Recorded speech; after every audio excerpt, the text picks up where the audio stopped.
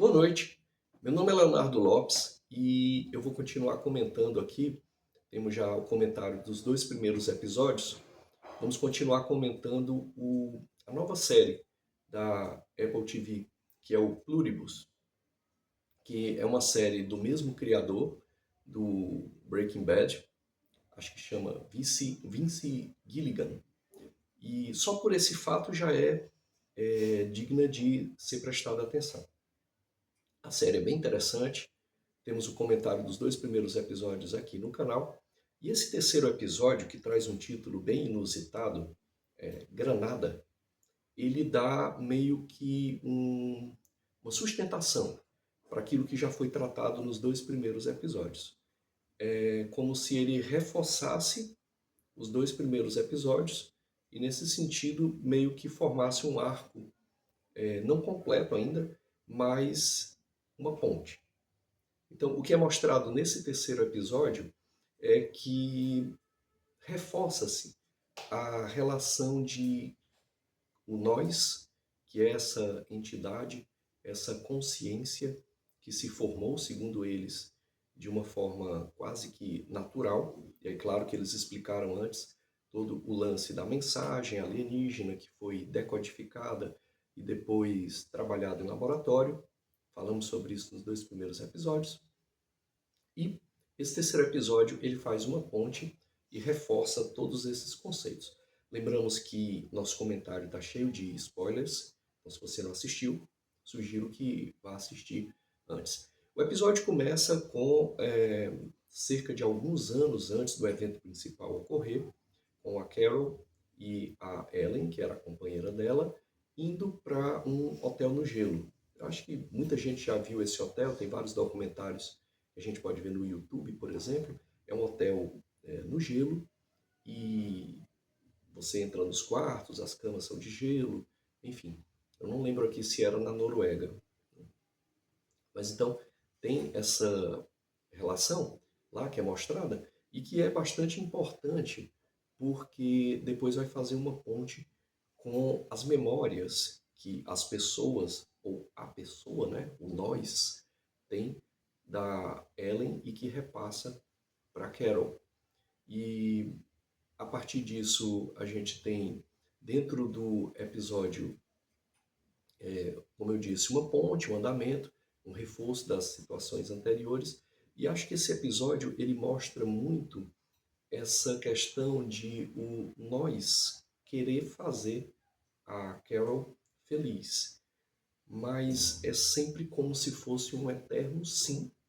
Eles não têm muita noção de restrição, inclusive põe a sua própria vida em perigo para poder fazer e atender os desejos da Carol, assim como atender os desejos das outras pessoas que já foram mostradas.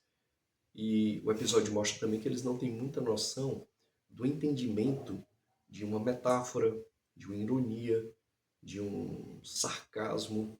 Eles priorizam primeiramente atender a pessoa, e aí a Carol é meio que a protagonista, né? Atender a Carol, os desejos dela, aquilo que ela quer, e sempre procurando fazê-la feliz. No entanto, é uma felicidade que a Carol, desde o início, ela se opõe, porque isso vai contra totalmente a forma dela ser. Uma coisa que eu acho interessante nesse episódio é que a Carol é uma best-seller, escritora de best-sellers, mas são livros que ela mesma considera uma droga. Aquele livro Água com Açúcar, aquele romance Água com Açúcar. Ela escolheu um personagem bem arquetípico, né? Uma espécie de Dom Juan, uma espécie de árabe, uma espécie de Zorro, sei lá, que é o Ramban. Que, na verdade, ela queria que fosse uma mulher, uma representação da companheira dela, a Ellen, ou de algo que ela idealiza na relação dela. E o personagem, na verdade, é um homem por conta de interesses comerciais. E a Ellen é uma escritora bem-sucedida. Mas ela detesta o que ela faz. Ela faz mesmo para ganhar dinheiro. E uma coisa que eu acho interessante que esse episódio mostra é que ela era fã, muito fã mesmo, porque ela só aparece vendo isso na TV, e aliás, não é na TV, preste-se bem atenção, porque os sistemas de distribuição de televisão, os canais, né, eles devem estar parados por conta do evento principal. Ela assiste em DVD. Tanto que tem uma hora que aparece a tela de fundo, fica aparecendo DVD. Ela assiste os DVDs, assiste o que ela quer. E ela assiste aqueles programas de comédia, que são comédias de duplo sentido, que eu particularmente nunca vi graça nenhuma naquilo. Que são aquelas piadas meio que de stand-up, que são aqueles meio que enlatados de comédia dos Estados Unidos, que tem todos o mesmo formato. O sujeito fala uma frase e aí todo mundo começa a rir de repente, porque acha que aquela frase foi meio engraçada, tal, tem um humor sutil, alguma coisa do tipo, mas todo mundo sabe que não tem, né? É meio que cultural deles lá. E o que é interessante é que a Ellen passa o tempo todo, a Ellen não, desculpa, a Carol, passa o tempo todo assistindo isso, mas ela não ri. Aparecem as risadas do programa, do DVD que ela está vendo, mas ela fica vendo com uma cara séria, o que mostra o quanto ela é peculiar. Por que isso é importante? Por que isso é importante? Porque mostra justamente aquilo que ela pretende. Ela é peculiar, mas é ela. Ela é peculiar. Ela é a única pessoa que é desse jeito no mundo. E o que ela percebe, por isso que ela, volta e meia, ela agride o pessoal, né, o nós, diz, vocês sofreram lavagem cerebral, vocês são malucos, né? Ela agride eles o tempo todo, até porque sabe que eles não vão fazer nada. Né? À medida que ela os agride, eles voltam com gentilezas. E isso é bastante interessante, porque o que ela quer é justamente manter a peculiaridade das pessoas. Seus erros, seus acertos, né? A sua constituição de vida que é única de cada um. Aqui eu sou da área de filosofia, professor, eu lembro muito o filósofo Friedrich Nietzsche, com aquilo que ele fala do amor fati, que às vezes é traduzido como amor ao destino, ou o que chama-se também o eterno retorno, né? Aquela capacidade de você ter, de querer viver toda a sua vida eternamente a mesma vida. Esse é você. Nietzsche vai dizer que se você consegue fazer isso, você é você. Você é autêntico, né? Mas essa é uma outra história, uma outra filosofia, na verdade.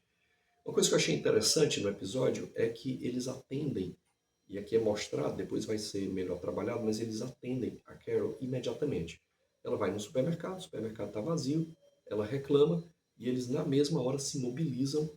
E aí, note como é interessante, porque aqui existem questões que provavelmente não vão ser retratadas nessa série, mas são questões, por exemplo, ligadas à economia e política.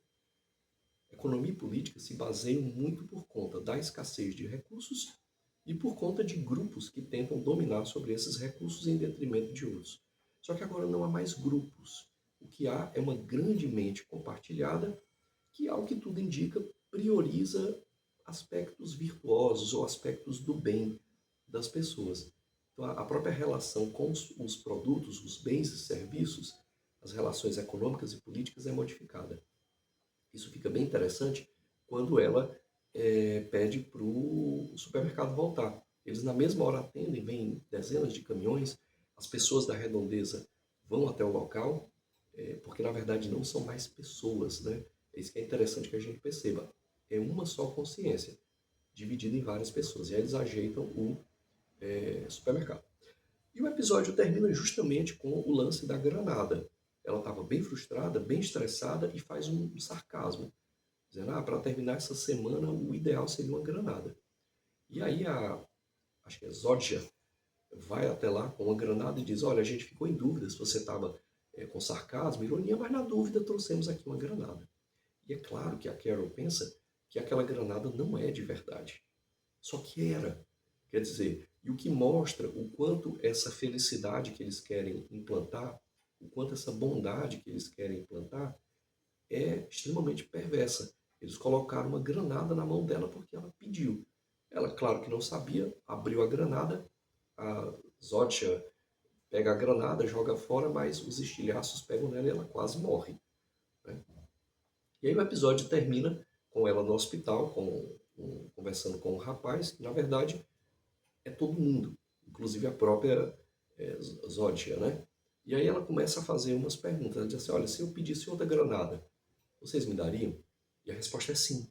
Ela diz, mas vocês não vão ficar temerosos? Eu acabei de explodir uma granada, vocês vão me dar outra? Eles vão dizer, sim, claro que sim. E ela começa a pedir um monte de coisa. E se eu pedisse uma bazuca? E se eu pedisse um míssil? Né? E, e eles vão dizendo que sim. Quer dizer, eles simplesmente atendem a ela sem pensar em relações de que ela pode, por exemplo, matar outras pessoas. E aí é onde ela dá a cartada final. Ela diz assim, e se eu pedisse uma bomba atômica? Aí a pessoa fica meio reticente e diz assim, olha, mas para que você ia querer uma bomba atômica? Tenta conversar com ela. Ela diz, não, eu quero explodir as coisas. Aí ele diz, olha, a gente ia conversar com você, tentar mostrar que não é legal ter uma bomba atômica e tal. Aí ela diz, não, mas e se eu quiser? Aí ele diz, bom, se você quiser, porque quiser, a gente te arranja uma bomba atômica. Quer dizer, e é isso que mostra, né? Até que ponto esse querer agradar os outros sem perceber que existem normas, que existem regras, é prejudicial ou pode ser prejudicial para uma coletividade, inclusive para a própria pessoa. Aqui, já que falamos de Nietzsche, podemos falar de Freud também. Freud vai dizer que nós temos um ego que é formado a partir do embate de duas instâncias. Uma das instâncias é o id, que são as vontades, os desejos, as volições, as pulsões, a maior parte delas libidinais. E, por outro lado, o superego, que são as normas sociais, que são as regras sociais, que é aquilo que nós aprendemos na cultura, nas instituições, na família, pelo Estado, escola, igreja, e que restringem a gente, né? Um diz sim e o outro diz não. A impressão que dá nessa série é que é retirado todo o não, né? Ou esse não ele é colocado de uma forma bem, isso vai ser mostrado no próximo episódio, que chama Por favor, Carol, né? Vai ser bem interessante. Mas é como se a princípio só tivesse o id freudiano, quer dizer, é um eterno sim para ela. Isso mostra o quanto se torna complicado. Então vão surgindo esses dilemas éticos nessa série que é perturbadora, porque ela trata justamente dessas relações de coletividade e de como essa coletividade tenta reagir a uma mudança radical, evolutiva, mas que a princípio não parece ser evolutiva, digamos assim, para algo melhor, mas para algo que complica ainda mais pela ausência de perda das singularidades. É isso. Vamos ficando por aqui. Esperamos poder trazer depois o episódio 4. Valeu!